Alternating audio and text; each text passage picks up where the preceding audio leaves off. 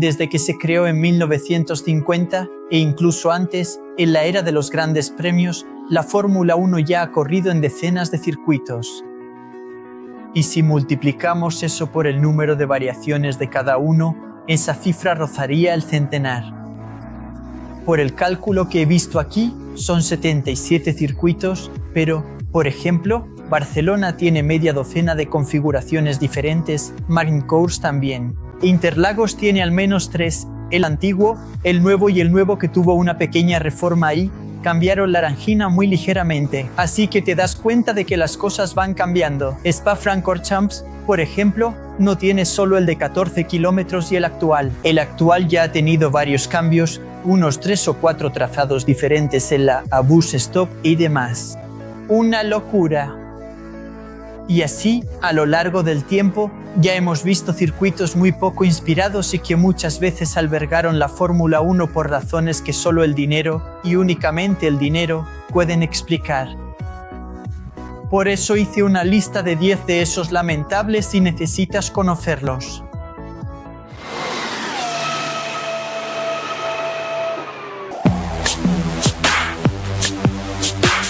Antes de recibir la Fórmula 1, un circuito urbano cerca del mar, Valencia ya había visto coches de carreras y muchas ediciones de MotoGP en el circuito permanente Ricardo Tormo, que sigue allí hasta hoy. Se realizaron varias pruebas de pretemporada en ese circuito y, cuando dijeron, la Fórmula 1 va a Valencia, mucha gente pensó, ya entiendo, será en el circuito. Pero no fue así. El circuito de 5,4 kilómetros fue construido cerca de la zona portuaria, también cerca de la Ciudad de las Artes, una zona de la ciudad que querían desarrollar. Y cuando alguien quiere desarrollar, ya sabes, siempre hay un poco de especulación inmobiliaria detrás de eso, donaciones para campañas, en fin, suciedad. Eran 25 curvas, 5.419 metros y el trazado tenía varias curvas, incluso de alta velocidad, en lo que sería el primer intento de alejar el circuito urbano del típico recorrido lento y revirado. Y nada más inaugurarse, la pista recibió críticas por ser demasiado estrecha para fomentar adelantamientos y demasiado ancha para parecer desafiante como un circuito urbano. La gente nunca está contenta, y puede parecer una herejía que ya empiece mi lista con el circuito donde los brasileños ganaron en las 2 primeras ediciones. Felipe Massa en 2008, Rubens Barrichello con Brown en 2009, su primera victoria ese año y la penúltima de Brasil, al menos hasta hoy, en la Fórmula 1. El proyecto costó aproximadamente 98 millones de euros en 2013 y justo después de que terminara el contrato de la Fórmula 1, que fue hasta 2012,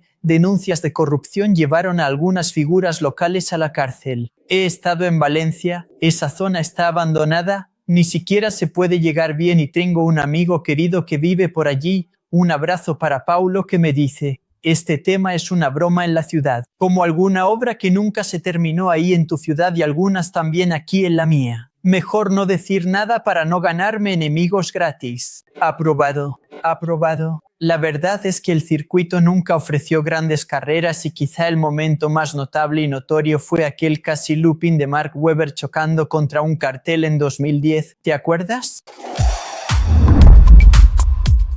El circuito internacional de Yeongam en Corea del Sur es otro de esos que nunca entusiasmó y te digo otra cosa, cuando jugaba en el simulador no veía la hora de que terminara esa desgracia, especialmente porque el friki aquí jugaba el 100% de la distancia. Ubicado a 300 kilómetros de Seúl, la capital del país, el plan era que toda una región se desarrollara alrededor del circuito. Incluso en la primera edición en 2010, había grúas de construcción en el horizonte. El proyecto costó $400 millones y combinaba tramos permanentes que serían utilizados solo para el circuito con también vías que se abrirían al tráfico, como si fuera parte de una urbanización y parte de un autódromo permanente. Sin embargo, el trazado de 5.615 metros y 18 curvas nunca conquistó el corazón de los pilotos. Los problemas comenzaron ya en la primera edición, con fallos crónicos en los acabados de las zonas de escape y en la estructura de boxes, además de una bajísima asistencia de público. ya que el circuito estaba en una zona remota y la Fórmula 1 no había sido debidamente presentada al público surcoreano. Todo esto perjudicó incluso la experiencia televisiva, con la FOM instruyendo a los operadores de cámara para que hicieran planos cerrados que no mostraran las gradas casi vacías. Fueron solo 4 ediciones, 10, 11, 12 y 13. En 2014 la Fórmula 1 no volvió allí.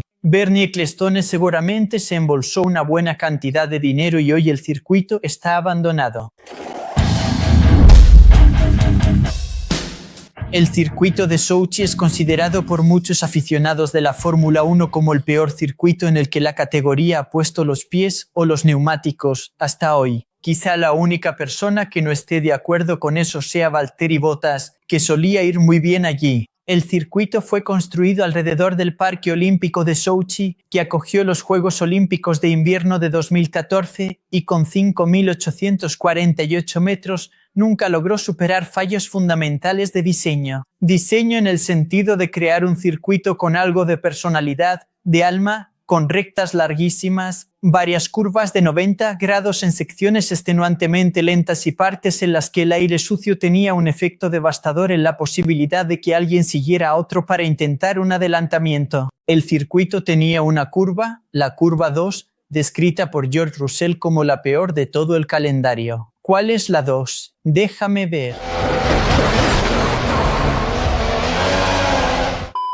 La Fórmula 1 pasó por allí durante 8 temporadas y en prácticamente todas esas ediciones el único tipo de adelantamiento que vimos ocurría en la estrategia, en boxes. Y el momento de buena carrera que me viene a la memoria quizás sea la tormenta que le dio a Lando Norris su primera victoria. ¿Te acuerdas? En 2021, o cuando Daniil Kvyat le dio por detrás a Sebastian Vettel, que se volvió loco de rabia. Por lo demás, la verdad es que muy soso. El circuito de Phoenix, en Arizona, un trazado urbano, acogió la Fórmula 1 en 3 ocasiones, 89, 90 y 91, 2 de ellas ganadas por Ayrton Senna, y fue una pista más en la inmensa cruzada de la Fórmula 1 por hacerse popular en la tierra del tío Sam. Ya lo he contado por aquí, pero la Fórmula 1 ya venía intentando triunfar allí corriendo en Watkins Glen, Sebring, Riverside, luego en Detroit, Long Beach, Dallas y entonces el intento fue Phoenix y una vez más no funcionó. En este caso, 3 veces más. El centro de la ciudad se transformó en un circuito. En realidad, llamarlo circuito es ser generoso. Algunas rectas conectadas por un montón de esquinas, curvas de 90 grados sin ninguna personalidad, ningún desafío, y uno de los mayores problemas para quien iba a ver la carrera era la completa falta de visibilidad. Solo veías donde los coches pasaban justo delante de ti, algo que, por ejemplo, en Interlagos es lo contrario. Puedes ver casi el 70% de la vuelta. Entre el 89, el 90 y el 91, el circuito cambió de trazado en un intento de salvar algo, pero después del 91, Bernie Ecclestone, que ganaba dinero con aquello, tiró del cable de golpe, sin dar explicaciones, y se llevó la Fórmula 1. Parece que ni siquiera a él le gustaba Phoenix. Conocido oficialmente como Tanaka International Circuit AIDA, el circuito que acogió 2 veces el llamado Gran Premio del Pacífico en el 94 y el 95, quizás sea uno de los experimentos, digamos, una de las aventuras de la Fórmula 1 más fallidas de todos los tiempos. El circuito fue construido para los ricos, una pista privada de $100 millones que estaba a 12 millas de distancia de la ciudad pequeña pero cercana. Son 8 horas en coche desde Tokio y 1 día y 12 horas en tren. Está lejísimos, 629 kilómetros. El gran problema del circuito no era exactamente la pista, que ofrecía cierto desafío técnico, sino la completa inaccesibilidad. Recuerdo haber leído en el blog de Flavio Gómez que él contaba que la primera vez que llegaron allí en el 94, el circuito no tenía ninguna referencia para la Fórmula 1 y dentro de la torre de control estaba anotado un tiempo de vuelta que el señor Tanaka, constructor del circuito, había hecho con el material que compró para rodar en su pista. La ubicación remota lo hacía todo muy difícil. El público, Los equipos y la televisión tenían muchas dificultades para llegar allí. El circuito aparece aquí como 94 y 95, pero en realidad solo acogió un gran premio, el del primer podio de Rubens Barrichello con una victoria de Schumacher, aquel día en que Senna fue alcanzado en la salida por Nicola Larini y Mika Häkkinen. La carrera de 1995 estaba programada, pero fue cancelada debido al terremoto en la ciudad de Kobe, que afectó gravemente la infraestructura de la región, haciendo imposible la realización de la carrera. Y así terminó siendo una vez para nunca más. He investigado aquí, según Internet, el circuito de Aida todavía acoge pruebas de varias categorías japonesas, como la Super GT, y fue comprado y hoy en día se llama Circuito de Okayama. El circuito de Yas Marina debutó en la Fórmula 1 de enero de 2009, quitándole a Interlagos el puesto de cerrar el campeonato. Siempre lo he dicho aquí y la prensa inglesa está de acuerdo. Interlagos tiene un lugar de honor, debería abrir y cerrar el calendario, pero en fin, dinero. Abu Dhabi pagó, construyó un circuito fastuoso y hoy alberga la final del campeonato, y lo hace desde 2009. Y vamos a ser sinceros, el circuito de Abu Dhabi era un rollo al principio, sufrió algunos cambios y desde 2021 se ha vuelto un poco más fluido, pero la primera versión era insoportable. Recuerdo jugarlo en el simulador, daban ganas de morirse. En la primera sesión, en esa parte del estadio donde Verstappen adelantó a Hamilton en 2021, el trazado no era así. Había una chicane que llevaba esa horquilla, ¡qué suplicio! Y luego, al final de la segunda recta trasera, tampoco era una curva con peralte, sino una secuencia de chicanes insoportable. Durante más de una década, el circuito fue consistentemente el líder entre los más detestados. Daba carreras aburridas y hasta hoy debe darle pesadillas a un tal Fernando Alonso, recordando la parte trasera de aquel Renault amarillo de Vitaly Petrov que no pudo adelantar y por eso perdió el campeonato ante Sebastián Vettel. Las modificaciones que llegaron en 2021 mejoraron significativamente la cosa, aunque todavía no he tenido la oportunidad de probarlo en el simulador.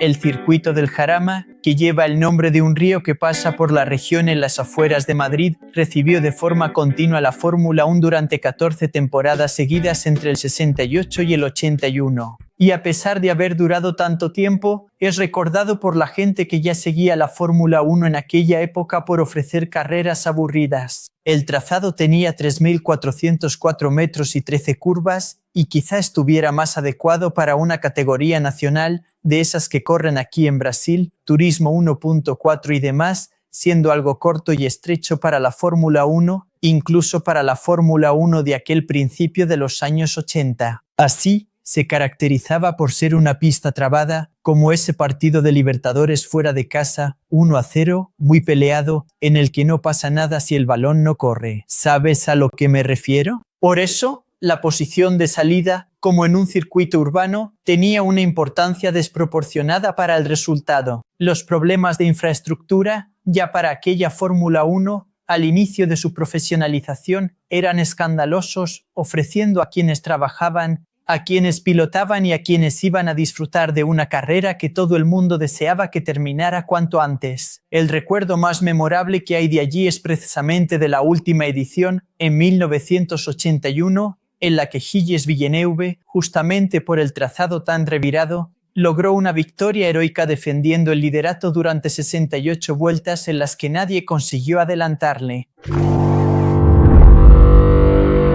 La primera aparición de la Fórmula 1 en Texas en 1994, corriendo por las calles de un parque en Dallas, fue traumática, desastrosa, con el asfalto despegándose del suelo. Y el trauma fue tan grande que la Fórmula 1 no volvería a aparecer por allí, en Texas, hasta 2012, en Austin. El desastre fue tan grande que, durante el fin de semana de la carrera, estuvo a punto de ser cancelada. El calor extremo hacía que trozos del asfalto no resistieran el agarre de los neumáticos de los coches y empezara entonces a desmoronarse. Horas antes de la carrera, se hicieron reparaciones de emergencia, lo que provocó que se cancelara el warm-up y, con ese calor, quizá nadie necesitara un warm-up. Un chiste un poco tonto, ¿no? Pero bueno, Ya me entiendes. Temperaturas ambiente superiores a 40 grados. ¿Te imaginas cómo estaría la pista? Motores sobrecalentados y la escena emblemática de Nigel Mansell empujando su Lotus hasta desmayarse al borde de la pista. Todo salió mal hasta el punto de que el legendario Carroll Shelby, uno de los organizadores de la carrera, dijera: Dallas fue el peor circuito que hemos tenido. La etapa de 1985 llegó a aparecer en algunos calendarios provisionales de la Fórmula 1 para el año siguiente, pero luego fue eliminada y la Fórmula 1 de Dallas se trasladaría a Detroit en otro intento de popularizarse en Estados Unidos. El circuito de Hungaroring apareció por primera vez en la Fórmula 1 de enero de 1986, en lo que fue la primera incursión de la categoría al otro lado del telón de acero. Y puede que estés pensando, ¿cómo es posible que esté incluyendo un circuito que actualmente está en la Fórmula 1 y que, como dijiste, no hace mucho ha dado buenas carreras? Sí, es verdad, no me he olvidado, pero el hecho es que la primera versión de Hungaroring era muy diferente. Le voy a pedir al editor que ponga aquí para vosotros la diferencia entre la versión actual, con una recta alargada y también menos chicanes, especialmente una que estaba después de la curva 3, que hacía que el circuito fuera extremadamente lento. Y eso que ya hoy en día es un circuito lento. Las ediciones del 86, 87 y 88 se disputaron en este trazado. Después, en 2002, una nueva modificación alargó la recta de boxes y también la recta en la parte trasera, dejando curvas más cerradas, más tramos a fondo y, con eso, mejorando la posibilidad de adelantamiento. Pero la primera versión de Hungaroring era una pasada de mala. La Fórmula 1 corre en Las Vegas desde 2023, Rodrigo. Entonces, ¿de qué estás hablando? Pues, es que antes de eso, había pasado por un circuito provisional dentro del aparcamiento de un hotel y corrió allí 2 veces, en el 81 y 82. Es el ejemplo más extremo y acabado de cómo la ambición por ganar unos cuantos dólares y la desesperación de Ecclestone por popularizar, ya lo he dicho aquí, la Fórmula 1 en Estados Unidos podía llevar y llevó a decisiones muy malas. En el 81 y 82, la Fórmula 1 terminó sus temporadas corriendo en Las Vegas. El circuito tenía 3.650 metros, 14 curvas y un trazado en sentido antihorario. Y el diseño consistía básicamente en una serie de rectas conectadas dentro de los lazos de un aparcamiento, de esos de centro comercial, supermercado, en este caso un hotel. Parecía más bien un circuito de karting indoor, de esos de centro comercial. Se aplicó asfalto encima del hormigón. Un asfalto muy liso que proporcionaba una adherencia casi nula. La superficie totalmente plana, en un aparcamiento y con curvas muy parecidas, ayudaba a desorientar a los pilotos que acababan perdiendo la referencia. Estoy en la curva 10 o en la curva 14, porque la 10 y la 14 eran idénticas. Todo esto en el desierto de Nevada, con temperaturas que frecuentemente superaban los 40 grados. Y ya te imaginas, problemas mecánicos frecuentes, neumáticos que no aguantaban, pilotos quejándose del calor y la desorientación, mareos, fatiga y un circuito que no ofreció buenas carreras. Así que, bajo una lluvia de críticas de la prensa especializada, con pilotos y equipos poniendo a parir el evento, Bernie Ecclestone no tuvo otra opción, desenchufó el cable y el Gran Premio César Palace solo duró 2 ediciones. 10 circuitos totalmente prescindibles de este calendario, pero seguro que hay otros. ¿Te acuerdas de uno que hoy en día es muy bueno, pero que al principio también era bastante aburrido? Montreal, que también tuvo diferentes trazados en la isla de Notre Dame y que, con el tiempo, fue simplificándose, puliéndose y hoy, en mi opinión, es uno de los más chulos. Pero mi opinión no importa para nada. Comenta aquí abajo 10 o, no sé, una que no te guste y que yo no haya puesto en esta lista. ¿Quién sabe? Quizá podamos hacer una segunda edición con otras 10 que a nadie le gustan. He intentado hacer un repaso por varias épocas. Este ha sido entonces otro episodio de Splash and Go en YouTube. Espero que os haya gustado. Dale a like, ayuda al canal. Haznos y deja tu comentario. Eso ayuda al algoritmo a seguir distribuyendo nuestro contenido por toda la red. ¿No te acuerdas de ningún circuito? No pasa nada. Deja aunque sea un emoji. Cuéntanos desde dónde nos ves. Cualquier cosa vale. Para no perderte nada de lo que hacemos por aquí, tenemos canales de notificación, Instagram, Telegram y WhatsApp. Están apareciendo aquí abajo, los enlaces están en la descripción. Por último, pero no menos importante, tenemos nuestras redes sociales, Instagram, Twitter, Threads y TikTok. Aquí están apareciendo los usuarios y los enlaces también están ahí abajo, donde hay contenido todo el tiempo. Nos vemos en el próximo vídeo. Gracias y un fuerte abrazo.